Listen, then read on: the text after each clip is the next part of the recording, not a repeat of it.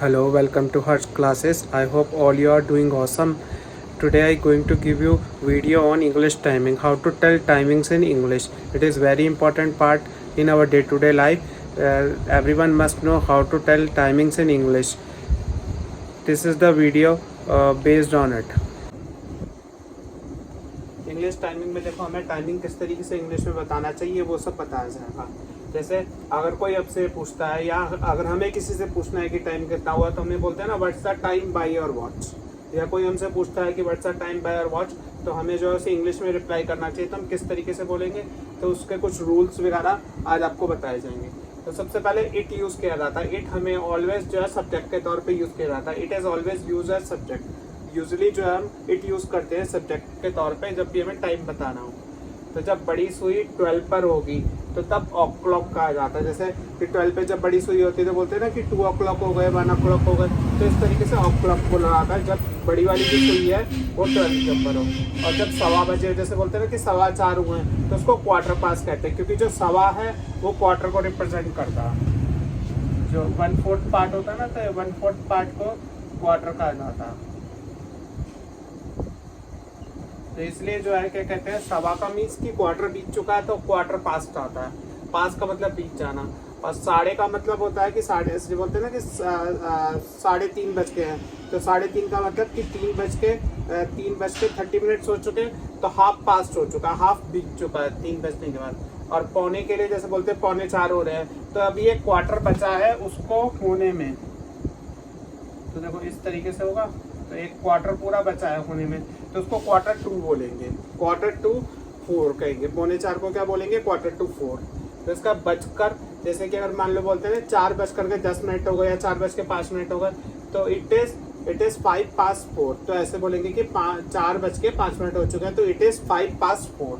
और बजने में तो 2 आएगा। जैसे बोलेंगे कि 4 बजने में 5 मिनट है तो इट इज 5 to 2 और इट इज 10 to 2 कि 2 बजने में 10 मिनट है। तो इस तरीके से हम इंग्लिश टाइमिंग बताते हैं। ये कुछ है, फिर अभी आगे नेक्स्ट और कंटिन्यू करते हैं। नेक्स्ट अब आता है अगला एएम और पीएम। तुमने देखा होगा मोस्टली टाइमिंग का यूज करते हैं। तो एएम की फुल फॉर्म होती है एंटी मेरिडियन, जिसको हिंदी में अपराहन कहा जाता है। और पीएम की जो फुल फॉर्म होती है पास मेरिडियन, जिसको पूर्वाहन कहा जाता है। एएम जो यूज होता है वो मॉर्निंग टाइम के लिए यूज किया जाता है। मिडनाइट के 12 से लेकर के जो आफ्टरनून के 12 तक जो होता है वो सारा एएम कहलाता है। जैसे 11 AM, फिर उसके बाद 12 तो नून के हो जाते हैं। और पीएम जो यूज होता है वो 12 के बाद के जितने भी टाइम्स होते हैं, जैसे 1 PM 2 PM, तो वो पास मेरिडियन, जिसको हम शॉर्ट फॉर्म में पीएम कहते हैं। और अभी तुमने जब इंग्लिश टाइमिंग के अंदर के रूल्स में जो भी बताया तो उसके अंदर 2 वाला एरिया होता है कि जब उसके बजने में इतना टाइम हो, जैसे 10 मिनट्स हो, 4 मिनट्स हो, 5 मिनट्स हो, तो उसके लिए 2 यूज होगा। और जब वो स्टक 12 के बाद हो जाएगा उसके बाद का जो एरिया वो सारा पास्ट एरिया कहलाता है। जैसे 4:10 हुआ तो इसको क्या बोलेंगे, इट इज 10:04 कि 4:10 हो चुके, तो ये पास्ट एरिया कहलाता है, ये 2 एरिया कहलाता है।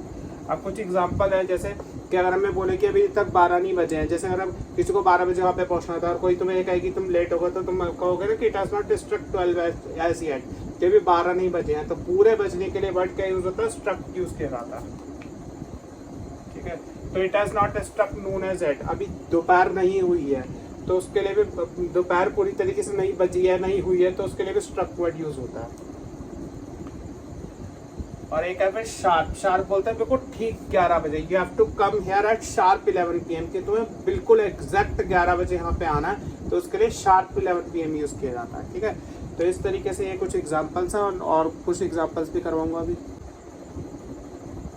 अब नेक्स्ट है, देखो my watch is 5 minute too fast. जैसे बोलते हैं ना कई बार मेरी घड़ी जो है 5 मिनट आगे है बहुत ज़्यादा, तो my watch is 5 minute too fast.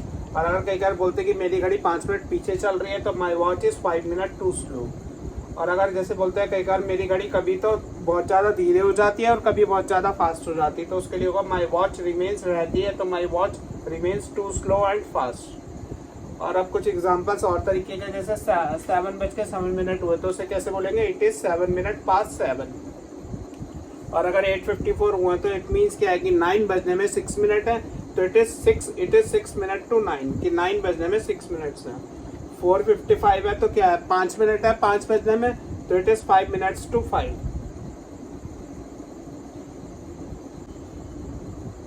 देखो नेक्स्ट सेंटेंस है, नेक्स्ट है 6:29। तो 6:29 को बोलेंगे इट इज 29 मिनट पास 6, कि 6:29 हो चुके हैं। तो उसे हाफ पास नहीं लिख सकते हम, क्योंकि अभी 30 नहीं हुए, तो इसलिए it is 29 minutes pass 6।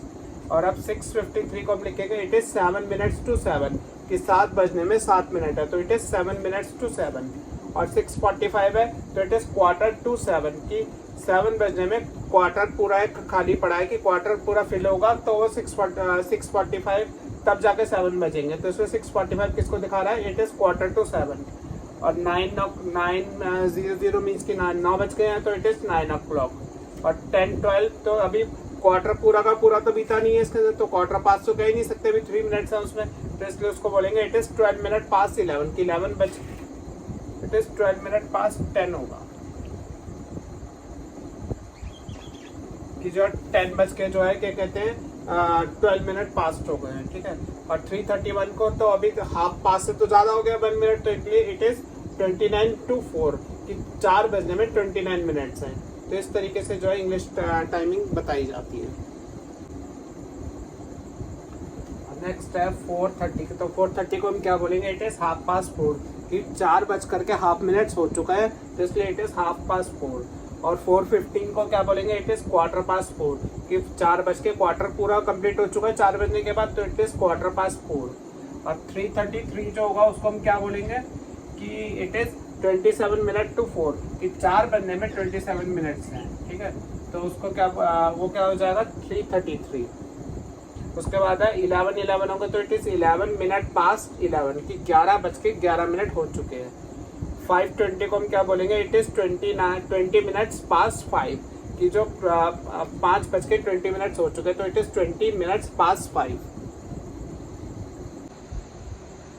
I hope all you like this video. This video will definitely prove an useful video in your day-to-day life. Thanks for watching. Thank you so much. If you have any query, write me in comments. I will definitely reply to you. Or that's all about this English timing. Thank you so much. Thank you so much.